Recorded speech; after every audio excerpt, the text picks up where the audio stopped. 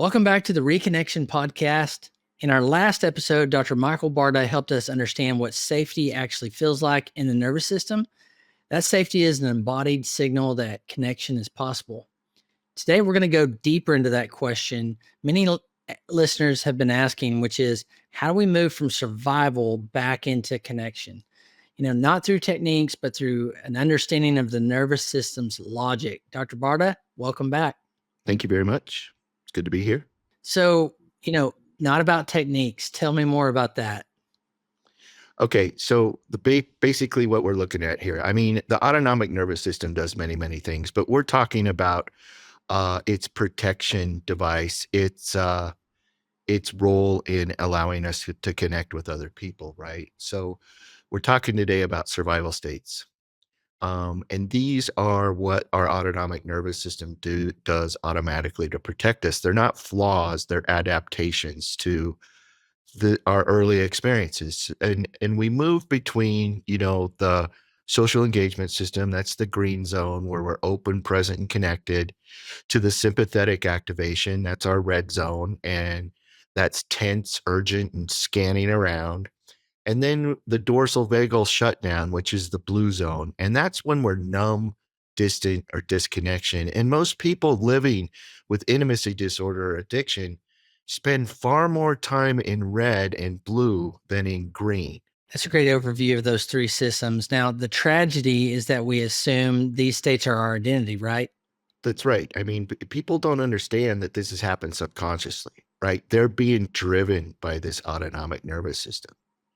And they say things like, I'm just wired this way, or they feel and believe that they're too much, or they don't have enough emotion, or they just don't know how to connect. But these statements are just reflection of what the nervous system is trying to navigate in a world that learned that early connection was not safe. And when we start to understand that these are messages from the nervous system, then we can start gaining some type of agency, because we have to make the unconscious conscious. So when someone moves out of the connection into survival, what's actually happening? All right. So, when they experience some type of threat, and we're going to experience a large amount of threat in our lives, real or imagined, if we have an intimacy disorder. Okay. And that's because our social engagement system, the part of the autonomic nervous system that allows us to know real safety and real danger or false danger, right, is not functioning properly. So at this point in time, people are just in a protective state. The body senses something. It can be a tone, a look, a memory, a belief, and then it's going to interpret it as a threat. All right. And survival shows up in patterns like we try to control everything in our environment, right? We judge people. We don't allow them to be who they are. We withdraw. We defend ourselves. We shut down. We're walking around pretending like everything is fine. We're always bracing for the next impact. And we're going to always try to avoid any type of conflict, right? So none of these things are failures. They're strategies that the autonomic nervous system developed. And for many people, these strategies were absolutely necessary. But now the belief is they keep us from the very connection that we're wanting, though. Yeah. And this is what we want to get to, right? We want to know our internal state. So the moment we recognize, oh, I'm protecting myself again, we open a window, because that recognition itself means a tiny shift has already happened. The system is starting to consider the possibility, maybe I'm not in danger right now. And we don't force this shift. We notice it. So that's why it's an internal job. And that noticing restores our access to choice. Mm. So, without the giving tools, let's talk about what makes the shift possible. What actually, in your work, invites someone out of survival and back into connection?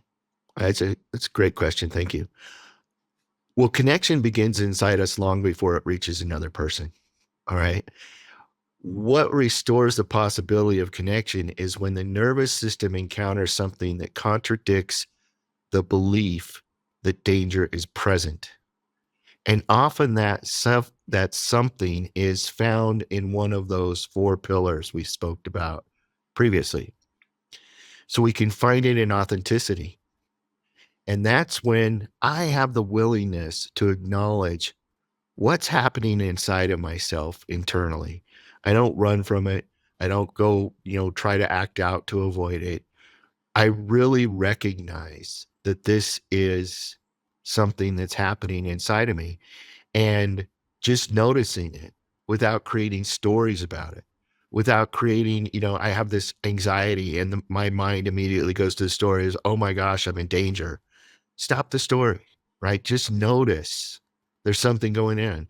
My vulnerability is allowing that the acknowledgement of this matters. All right. We all need acknowledgement, and we're constantly looking outside of ourselves to be acknowledged while never acknowledging ourselves and what we're feeling. And transparency is letting other persons see even a small part of what's true within us. I mean, that's how other people, can respond to us appropriately.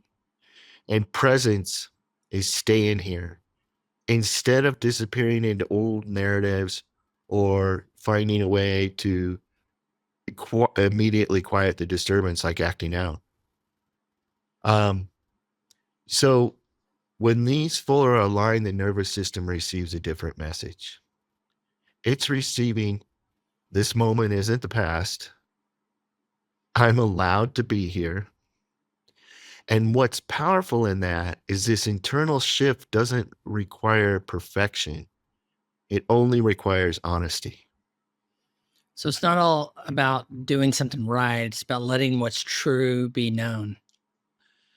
Exactly. Connection comes from congruence, not performance. And when we stop managing, comforting, controlling, or hiding our internal world, our nervous system feels less alone. We're there with it. And when it feels less alone, safety becomes internal. Safety becomes possible again. So, when someone begins living more from that connection than survival mode, what really changes? Well, life becomes much softer. A person who once braced for rejection starts to feel steadier. Someone who lived in shame all their life starts to feel accessible. Conversations become less about avoiding danger and more about discovering each other. And maybe most importantly, people begin to trust that they no longer have to disappear in order to be loved. They no longer have to reject their authenticity to be accepted by other people. And that's an incredible shift. It really is. Because when the nervous system learns connection is safe, not dangerous, everything that addiction once promised becomes actually possible, right? We get comfort, closeness, relief, steadiness, and belonging. Dr. Barta, thank you for this. Understanding that internal movement from survival mode to connection mode gives people a way to interpret their experiences with so much more compassion. Well, thanks for letting me talk about this. And I think it's important to remember, the shift always begins inside of us. It's not about what other people are doing, right?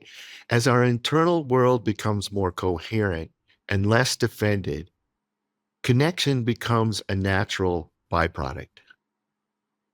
It's a great way to close.